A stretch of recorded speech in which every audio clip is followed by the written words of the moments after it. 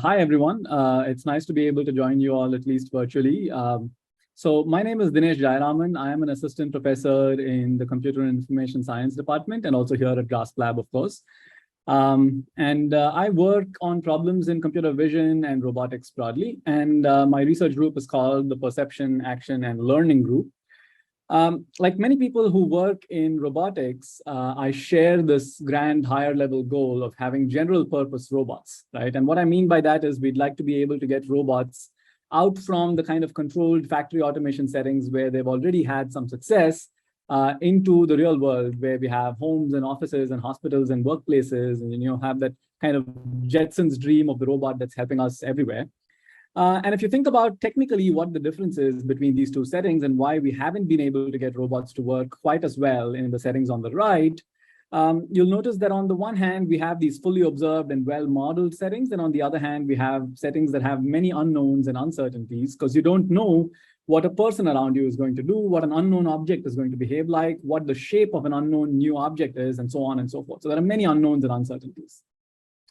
And so this is why I believe that perception really is a key problem in general purpose autonomy, because perception, if you think about it information theoretically, really is about extracting information from the world and about resolving uncertainty, all right? And I like to make this case a little bit more concrete by talking about the setting where you might be driving down a very safe and empty road, which is open, there aren't any traffic or anything. And then on the other hand, you have a setting where you're driving on a really crowded road here in India where I'm stuck, for example, right? And so what you might do on the left-hand side is you might take one look at the scene and you might say, okay, I've got this. I can drive for the next few seconds without having to check back in with the world. And that's what you would typically call open loop control. And on the right-hand side, you have a setting that's a little more nuanced. You can't afford to really take your eyes off the road. You can really only look at this one step and think one step ahead in time, act for one step, and then check back in with the world to see what else has moved, who's moved onto the road, which pedestrian is right in front of me now, right? And all of that stuff needs to be checked in the loop very tightly. And so this is really what I mean when I say perception action loops need to be more closed if we are ever to realize that dream of general purpose autonomy, all right? And let's think about that a little more technically. What I mean by that is perception should carry high throughput, low latency information. So we need large quantities of information and we need it really quickly from the world. And what is really good at doing that is visual perception, because we have cameras that have large fields of view and we have advances in computer vision that have brought this dream of visual perception for robots quite close to us. And we should also be able to make some good use of this high-level information we're getting from vision. We should be able to map it to some complex behaviors. And doing that with model-based controllers is much more difficult than to do it with some kind of data-driven controller. And so that's the solution that my group broadly pursues. We try to combine visual perception with learned controllers for what we call vision-based robot learning, all right?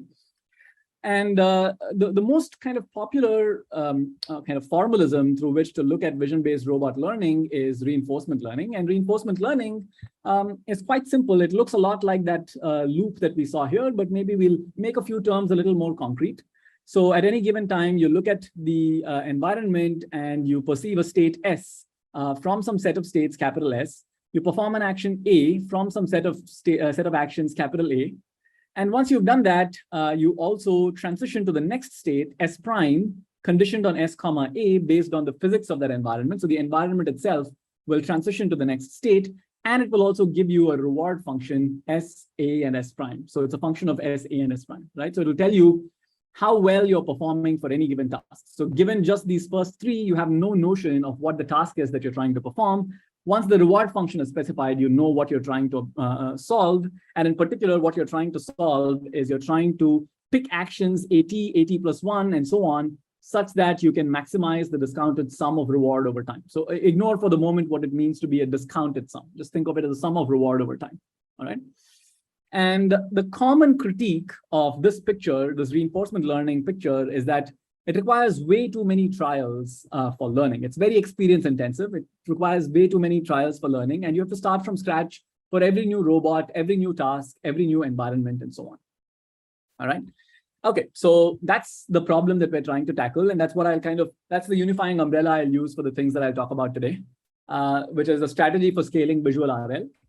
And the first leg of the strategy is to produce algorithms that can abstract and attend to the right things. What I mean by that is spatially, you should be paying attention to the right portions of the scene. Temporally, you should be focusing on the right instance in time. And data-wise, in terms of learning from data, you should be figuring out which portions of your past experience are most useful when you're trying to perform a new task. All right.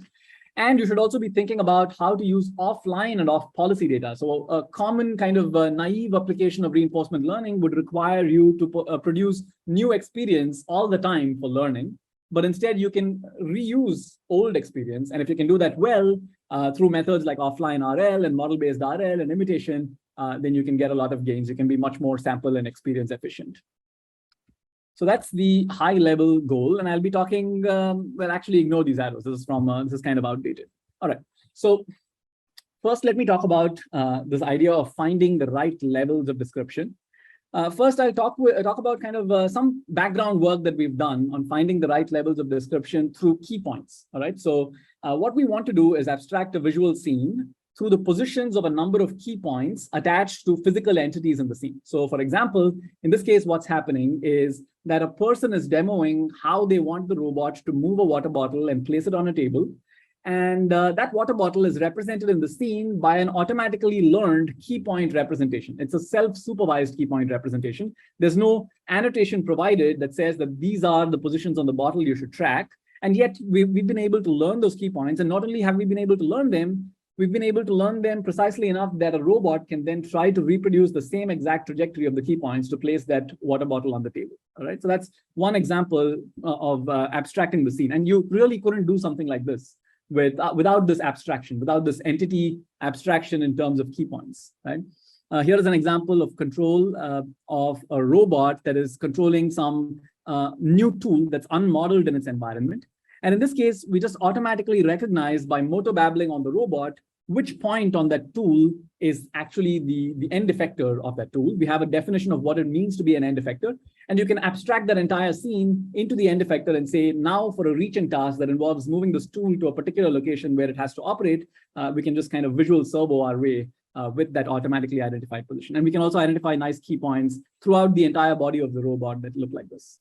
And this is another example in which for tactile control, we have a way of reducing tactile observations to images and further reducing those images to the positions of key points. And that lets you manipulate really small objects like a die, a 12-sided die like this thing that you see here. The task is to manipulate it to some face that is pre-specified, and you can do it by abstracting the visual observation that represents touch into key points. All right, so all of this is to kind of convince you that key points are indeed super useful. If you can learn to represent a scene in terms of key points, they're super useful for performing robotic tasks. But in complex scenes, this one monolithic key point abstraction that says I'm representing the entire scene purely in terms of one level of key points might not be sufficient. Instead, agents might need to resolve different pieces of information at different levels of detail based on the specific task and the task phase that they're in. So they might at some point want to pay attention to a shirt on a table, but at another point of time, they might be done with the shirt and instead want to turn their attention to another towel on the same table, for example, in a laundry folding task, right? And you need to be able to kind of adapt based on the task phase that you're in, what level of description you need for the different entities in the scene. So that brings up this idea of levels of description, and people have in the past tried to manually supervise levels of description. So you can say, for example, for a human body's pose, that you could represent it in terms of the locations of various major joints on the human body, but you could also then double click into the face and say the face itself contains a large number of much more fine-grained degrees of freedom that can then be captured by much more fine-grained key points, and similarly the hands, and similarly the legs, and so on and so forth. But this is an example that's manually defined. There are many other such manually defined kind of hierarchies of levels of description in terms of key points and so on. But what we are motivated by is trying to automatically discover such levels of description without any supervision. All right. So in particular, our system should look something like this. We'll have an input image. It'll produce through some encoder a first level of coarse key points that capture the positions of various major joints on this person. If we're talking about a person, it's not restricted to people, as you'll soon see. But if you're talking about a person, the first level will capture these kinds of coarse key points. And then the second level will further refine those coarse key points to identify more fine-grained degrees of freedom in the neighborhood, in the local neighborhoods of each of these coarse key points. And combined, and this can go on, and combined, the output might look something like this, where there's a high-level key point attached to some lower-level key points, a high-level key point here at the elbow attached to a low-level key point at the upper arm and then at the wrist that captures kind of the articulation structure. And we are doing all of this stuff. We want to do all of this stuff without manually defining that a human body has all of these joints and so on, because we want to be able to apply it to arbitrary scenes afterwards, right? Okay, so at each level, you want a different resolution summary of the image information. That's what we're after. So the first thing we should ask then is, what should be the training objective? Now, a running theme in the talk is that I'll give you very little information about the methods themselves, because really the objective of this talk is to more give an overview of the types of things we do. But of course, I'd love to speak with any of you if you come to me afterwards. So I'll give you just a hint of a taste of what we're doing here. We'll say we want to define a training objective that consists of desiderata. And the desiderata are that first, your hierarchical key point pyramid structure should allow comprehensively describing everything in the scene. And to do this, we just apply a reconstruction objective. We say the entire pyramid of key points, when combined together, should capture all of the information about the body. So it should be able to reconstruct the body configuration. That's the objective. Again, I'm not giving you a technical instantiation. I've kind of dropped those slides for this talk. All right. The next thing then that you'll need to satisfy is that we want some kind of graded coarse to fine informativeness. We want higher level descriptions to capture coarser levels of information about the scene, and lower level descriptions to capture more fine-grained levels of detail. And the way we do this is, like we said at the first level, we want a pyramid level reconstruction. The entire thing together should be able to reconstruct the entire human body. Here we say, at each level, we're going to ask for the same thing. Each level should be able to reconstruct the entire body. But that makes no sense, because of course we said higher levels should capture less information. So it makes no sense on its own. So we actually let higher levels cheat a little bit more. So we have a way of providing assistance to higher level descriptions, where we say higher level descriptions will get more assistance when they are trying to reconstruct the scene than lower level finer descriptions. And that gives you kind of a way to enforce this compactness versus informativeness Pareto frontier. And then thirdly, we have this notion of pyramidal connections between key points. You should be able to double click on a high level key point and then find out a fine level description of the neighborhood of that high level key point. For that, we just kind of connect parent key points to pre-assigned children with spring terms, spring objectives, quadratic energy terms in the training objective. So the final objective looks something like this. Again, it's very abstracted out right now, but it's kind of intentional just to give you a hint without getting bogged in details. Okay, and so sure enough, when we learn key points like this, first let me show you some quantitative results, even though you might not be able to get a sense for exactly how well things do. Quantitative results, it works quite well compared to one-level key point approaches that have been proposed in the literature before. This two-level key point description reduces the error for regressing to human annotated key points. And we find that any kind of ablations of this method that drop a term or add an additional term, etc., they all do slightly worse. So this is really the most frugal version of this method, if you want to think about it that way. But let's look at actually the qualitative results, right? So here are some examples of this method in action. You can see, for example, that some of those course level key points are attached kind of consistently to the knee area of these different people. And they also, their children key points seem to capture the articulation structure of the knee. Of course, there's some jitter. It's not perfect. You'll see that sometimes it's jittering more than at other times over here and so on. But on the whole, it seems to be doing a fairly good job. And this will become a little bit clearer also when we compare this against the prior work. So here is an example of comparison to prior work for this same video with two prior approaches that learned one level of key points and sort of this kind of key point pyramid that we learned. You'll notice that there is a lot more jittering happening in these, and there's much less of a binding structure where they bind to reasonably semantic key points in the scene. We also, of course, didn't stop with just these high-level descriptions. We also, we didn't stop just with humans. We also started adding data that we collected in the lab from a robot that's pushing objects around. And we found that, again, in this case, it was able to learn these nice multi-level descriptions of these objects in the scene. All right. So the high-level idea here is that hierarchical abstraction structure helps us discover these key points that bind better to semantic key points. Okay. I unfortunately can't see if you are raising your hand for questions, etc., but it might be best in either case to wait until the end, because I think it's going to be hard to coordinate while I'm remote. All right, so the next thing that I want to talk about is abstractions in a slightly different sense. We want to focus now not on the right regions in a scene, but on the right past experience when we're trying to learn task policies from data logs. And this is recent work from Jason Ma and Jason Yan. And the idea here is, actually, before talking about that work in detail, I'll talk about this imitation learning in general. So a very common way of making sample efficiency be less of a concern when you're trying to learn specific tasks is to collect a bunch of demonstrations from an expert for how to drive in a scene. And we've done a bunch of work on how you can take those demonstrations and apply effective imitation learning algorithms by imitating the expert, basically. So that gives you a much better kind of sample efficiency result than if you try to learn from scratch through trial and error as you would in reinforcement learning. Now, you can ask the question, you can try to go a little beyond it and ask the question, what if the offline data are not demonstrations? If the offline data don't tell you how to perform a task, but you still have some offline data that's performing other tasks perhaps, or if it's just some kind of random experience you've gathered. In demonstrations, demonstrations are restricted to be gathered for every new task, one at a time. And so you can't really reuse any experience for new tasks. But here we're after this idea of reusing experience. And so that motivates this idea of offline goal condition reinforcement learning, where we want to run an off-policy reinforcement learning algorithm on pre-recorded data, where the reward that we spoke about that specifies a task is basically just a goal state. So for the task of lifting a bottle up in the air, you just provide an image of what the robot would look like with the object held up in the air. And that should suffice to then distill from some pre-recorded experience that you have that's not specific to this task, a policy that can actually lift a bottle up into the air, right? So that's kind of the high-level idea.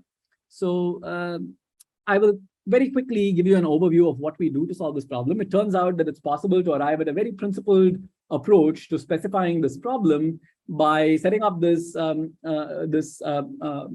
minimization objective that tries to minimize the divergence between the set of states that's induced by a policy pi that you're trying to learn and the set of states produced by an expert. Of course, we don't actually have access to an expert here, so we actually pretend that there is a godlike expert which can jump from any arbitrary state in the world to the goal state that you want to be at. So it's a teleporting expert that can jump from any arbitrary state in the world to the goal state, which means that this distribution of goal states becomes quite easy to specify. It's merely the distribution of states right around that goal that you specified. So if your goal was that image of the robot holding up the water bottle, any images that look like that state, that's basically all that you're saying you have on the right-hand side over here. And it turns out that this is hard to optimize because, of course, we said we wanted to do this offline, but the KL divergence involves computing an expectation over this guy here, the distribution of states induced by your policy. But for that, the only way to do it that we know of directly is to actually sample from that distribution. But we can't sample from the distribution now because we promised to do this offline. So it turns out that actually we can get around this by moving to a dual objective, and the dual objective, after you massage it, ends up looking a lot like an imitation objective. All that you're trying to do is mimic an imaginary expert, where the expert is kind of constructed automatically for you from the offline data in a certain sense of the word. It really consists of weighting different portions of your offline experience appropriately based on how relevant for your current task they are, based on the goal image that you provided if you want, right? And so the nice things about this are it's a solution from first principles. It's nice to optimize. It doesn't have any alternating optimization terms like you would have in competing approaches. And it comes with nice guarantees as well. And so we find that it works pretty well in practice, both in simulated settings. I won't really, stress too much about the details, but it also works nicely on real robots for this task of manipulating a screw with a multi-fingered hand to some configuration. Okay, how am I doing on time, by the way? Maybe I'll try and wrap up in the next 5 minutes nevertheless. Okay, all right. So the last thing that I want to talk about is again, very new work. All of the stuff that I'm trying to highlight today, by the way, is just work in the last few months, because I feel like that's most informative in terms of what we're trying to do.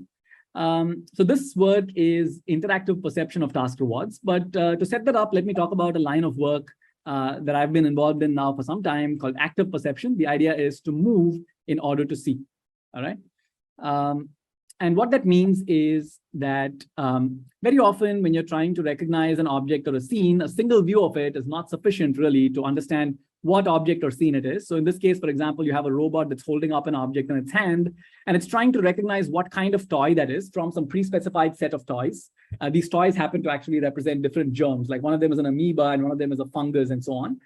So it turns out that to recognize it, it has to actually kind of strategically move it so that it's lit nicely and so on until it's able to correctly recognize the category of the object, because this is a fairly fine-grained recognition task. This is one of the early works that we did. We can also do this in the scene recognition setting where maybe you move from this view, then to this view, and then to this view. And in the process of kind of scanning your camera around the scene, you arrive at better and better judgments of what kind of scene it is and so on.